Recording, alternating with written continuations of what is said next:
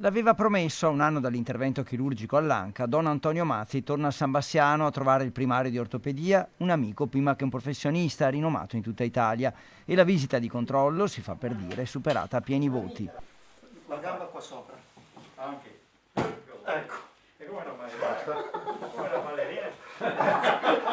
La visita di controllo è andata benissimo, ha fatto il test, che io definisco il test della scrivania, e per cui lui sta benissimo, siamo contenti e speriamo che ogni anno ci venga a trovare. Un carisma coinvolgente, una vita spesa a aiutare i giovani meno fortunati nelle comunità, e con la sua fondazione Exodus e 3 lauree honoris causa in pedagogia.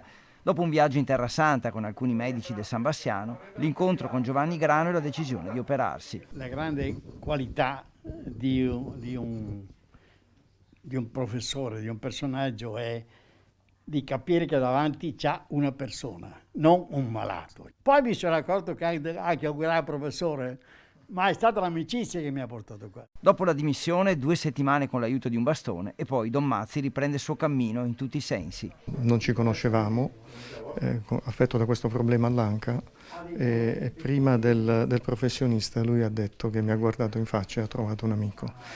E questa è stata una cosa molto molto importante che mi riempie di onore e inorgoglisce anche tutto questo ospedale. Una visita gratificante per tutto il personale del San Bassiano. È un grande onore che abbia scelto il nostro ospedale, la nostra azienda per venire a curarsi un anno fa, e vederlo così forte, così giovane oggi dopo un anno è veramente una grande soddisfazione, quindi faccio i complimenti veramente al primario, a tutta la sua equipe e a tutti i lavoratori di questa azienda. Un ospedale che punta sulla tecnologia, che ha inaugurato da poco il primo robot ortopedico in una struttura pubblica del Veneto, grazie anche al sostegno del tessuto produttivo ed economico del territorio. Siamo sempre all'avanguardia grazie anche al contributo che il mondo economico di questo territorio dà sempre al proprio ospedale, quindi un bel gioco di squadra, un gioco di squadra vincente che porta tanta soddisfazione ai nostri cittadini.